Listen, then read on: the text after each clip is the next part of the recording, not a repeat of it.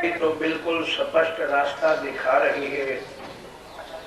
हम लोग माया में उलझे हुए, हमारी आंतरिक आंखें बंद हो गई, अंधे हो गए हम लोग और गलत रास्तों में भटक गए। धनी तो साक्षात हमारे साथ रहकर हमें पुकार रहे हैं, बुला रहे हैं। आज चौपाई देखिए, जो 20 दिन में जागनी अभियान की चर्चा आपने सुनी है, वही चौपाई साक्षी रूप से सामने है। श्री महामती कहे, सुनो साथ, वाणी खोल देखो। श्री प्राणनाथ, जिनसे न्यारे ना हुए चरण, धनी जी लाए हैं गांव से। जिस तरह से स्वामी जी ने वाणी में कहा कि अगर किसी को आज व्यास जी से मिलना है तो व्यास बैठा छे भागवत यही बात की स्वामी जी कहते हैं कि तुम ये ना समझ लेना कि ये वाणी कोई किताब है, कोई कविता है। ये प्राणनाथ जी के स्वयं वचन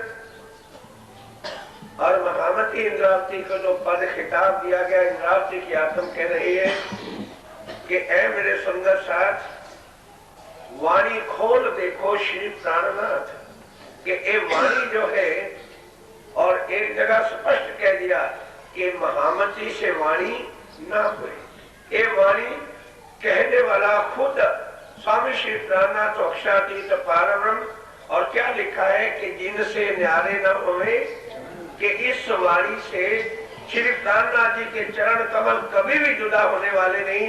इस वाणी को कोई कविता, कोई ग्रंथ, कोई रूप लेके न बैठना, ये साक्षात हमारे धनी के स्वरूप है। और जब इनको खोल करके बांचो तो ये समझो कि मैं धनी से बातें कर रहा हूं। और जिसने अपने धनी से मिलना है, इसलिए इसका नाम स्वरूप साहिब कई बार आपको बताया, और वो वाणी के अंदर साक्षात विराजमान है। अब जिनको श्री प्राणनाथ अक्षरातीत पारब्रह्म सच्चिदानंद की जरूरत हो गई, वो तो अपने घर में स्वरूप साहब की बदनामी करो और फिर सेवा करो और फिर बैठ करके राज्य महाराज से बातें करो। और जिनको स्वरूप साहब अच्छे ना लगे, उनके घर में गणेश तो बैठ रही है, उसे बातें करना बैठ करके। और कल भी चर्चा तोले ना आवे एक ने मुख श्री कृष्ण कांति पर हुई के पार ब्रह्म श्री कृष्ण अक्षरातीत के बिना और कोई सुंदर साजी इस जगत से पार उतरने के लिए सहारा है नहीं। और वो धनी सदा हमारे साथ है। शास्त्र कहता है कि पार ब्रह्म कभी भी अपनी आत्माओं से जुदा हो नहीं सकता। और वही चौपाई भी है कि जिनसे न्यारे न हुए चरण के। इस स्वरूप साहब जो है, ये धनी का साक्षात स्वरूप है। इसलिए स्वामी श्री प्राणनाथ जी ने चौथ वाले दिन अपनी गादी के ऊपर इन्हें बनाया।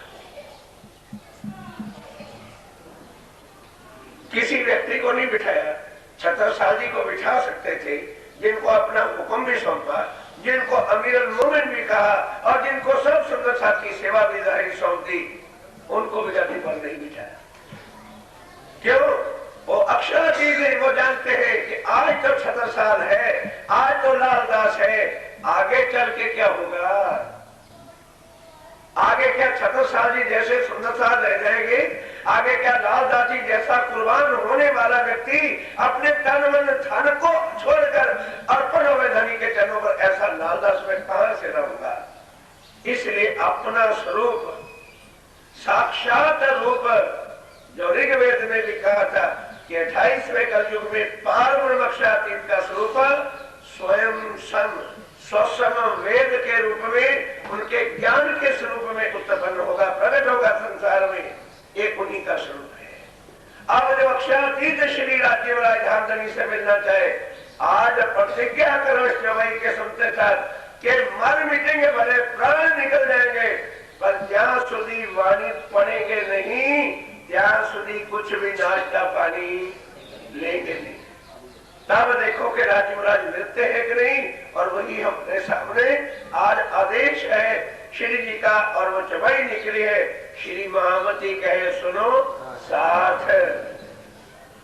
सब सुंदर साथ के वास्ते क्या कि वाणी खोल देखो श्री प्राणनाथ। वो साक्षात जो है श्री प्राणनाथ वाणी के अंदर बैठे, जिनसे न्यारे न हुए चरण और धनी जी लाए हैं सेवकन। बस इतना ही काफी कहने के लिए और अमल भी करने के लिए, क्योंकि अधिक सुनने से सुनो थोड़ा और अमल अधिक। सुनो थोड़ा एक चौपाई काफी, जो एक ही चौपाई पर आचरण हम कर रहे हुए तो समझो सब कुछ हो गया। बस एक चौपाई और अमल अधिक कि एक धनी अक्षरातीत राज्य बड़ा के बिना बस अब किसी और का पूजन करेंगे नहीं, और वाणी ही मेरा प्राण है, वाणी ही मेरा जान है, यही सब कुछ हमारे लिए है। ये भाव लेकर के आज के बाद सुंदर साथ अपना जीवन निर्वाह करे तो समझ लो नंदन ओढ़ की ये धरती, नंदन ओढ़ के सुंदर साथ जिन्होंने इतना बड़ा भारी खर्चा उठाकर और हर प्रकार से त्याग करके इसको सफल बनाया है, और आप सब सुंदर साथ का भी सहयोग हुआ है, तो धनी कभी भी हमसे जुदा है नहीं। बोलो श्री प्राणनाथ।